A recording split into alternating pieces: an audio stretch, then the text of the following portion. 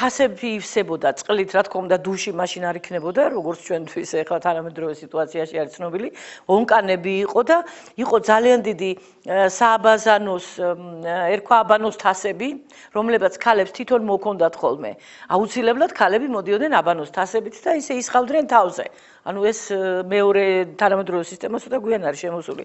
და ასევე არაჩვეულებრივ დიდი დარბაზი თასები მოსაიკით იყო მოპირკეთებული და მარმარილოთი იყო მამაკაცების ცალკე განყოფილება. აღმოსავლური ტიპის აბანოები, რომელიც ახალციხის უძველეს უბანში მდებარეობს, დღეს უკვე ასე გამოიყურება. საუკუნეების წინ ნაგებობასთან მრავალი რიტუალი იყო დაკავშირებული. შენობა მცირე და დიდი ზომის ოთახებისგან შედგებოდა და თითოეულ მათგანს თავისი დანიშნულება ჰქონდა. აქ მანდილოსნების განბანვა ცალკე ოთახში ხდებოდა, ხოლო მამაკაცებისათვის სპეციალური აუზები იყო მოწყობილი. ისტორიკოსების თქმით, ნაგებობა, რომელიც მე-17-მე-18 საუკუნეებს განეკუთვნება, დიდი ისტორიის მატარებელია და თავისი სტრუქტურით უნიკალურია.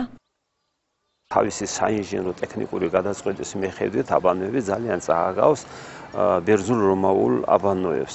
ეს აბანოები თებებოდა იატაკის ქვეშ ორთქლით და თვითონ აბანოები იყო, მისი სივრცე ალბათ ადამიანს გააკვირვებს, რადგან 8-10 მეტრა სიმაღლე ჰქონდა ამ აბანოებს.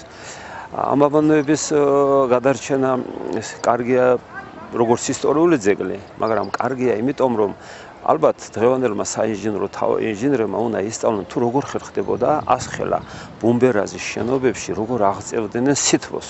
20 და 25 წლის წინ გუმბათები უფრო კარგად იყო შემორჩენილი.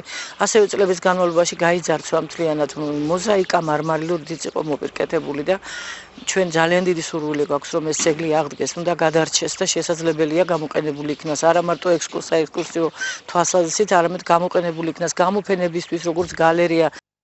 აბანოები ტურისტებისათვის საინტერესო და მიმზიდველი რომაა. ამაზე ახალციხის ციხის ტურიზმის სამსახურის უფროსით საუბრობს. გიორგი ჩერქეზიშვილის თქმით, მნიშვნელოვანი იქნება თუ ნაგებობას პირვანდელი სახე დაუბრუნდება და ისტორიულ კომპლექს აღმოსავლური აბანოებიც მიემატება. როდესაც რაღაცა ტურისტული ობიექტი ერთი არსებობს და მეორე მიემატება, ეს ყოველთვის მოიზიდავს ტურისტს. აქ რაშია საქმე, რომ თუ ერთხელ არის მოსული და დათვალიერებული აქვს მეორედ, როდესაც გაიგებს, რომ კიდევ რაღაცა შეემატა, თავისთავად მენეჯმენტის თვალსაზრისით ეს მომგებიანია. აქ გაკეთდება ეს აბანოები იქნება თუ სხვა ნებისმიერი ტურისტული თუ კულტურული ნაგებობა განახლდება და რესტავრაცია ჩაუტარდება, ამას ყოველთვის ექნება ეფექტი.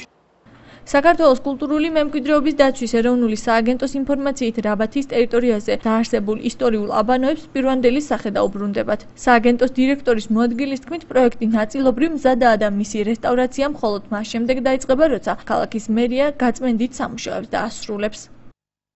სავარაუდოდ ეს ალბათ პროექტი დასრულდება 2016 წლის დასაწყისის ამ პერიოდში. ჩვენ გამოვაცხადებთ ისევ ტენდერს და ამ პროექტის დასრულებაზე იქნება საუბარი და როგორც კი დასრულდება უკვე პროექტი და გვეცოდინება კონკრეტული ბიუჯეტი, მერე უკვე ვიზრუნებთ მის ფიზიკურ სამუშაოებს. ყოველ შემთხვევაში ეს სააგენტოს უახლოეს გეგმებში გაწერილი არის, რომ ეს ესე უნდა განხორციელდეს და სააგენტო მზად არის, რომ სწორედ ეს სამუშაოები განახორციელოს.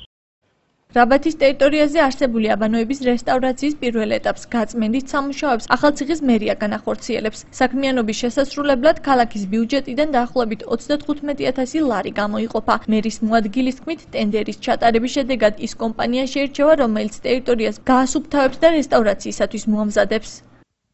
დოკუმენტაცია მზადდება სატენდეროდ გამოსატანად. ჩვენ ვფიქრობთ, გვინდა რომ ცოტა დავაჩქაროთ ეს მომენტი, ვინაიდან ეს გაწმენდის სამუშაოები დროულად ჩატარდეს, რომ შემდეგ კულტურული მემკვიდრეობის სააგენტომ დროულად მოახერხოს ასევე სარესტავრაციო სამუშაოების ჩატარება, ვინაიდან ეს იქნება ასე სამომავლოდ ძალიან მნიშვნელოვანი ტურისტული ობიექტი ჩვენი ქალაქისათვის. რა თანხა დაჭირდება რაბათის ტერიტორიაზე არსებული აბანოების აღდგენას, ამაზე საქართველოს კულტურული მემკვიდრეობის დაცვის ეროვნულ სააგენტოში ვერ საუბრობენ. პროექტის ბიუჯეტი ცნობილი საპროექტო სამუშაოების დასრულების შემდეგ გახდება.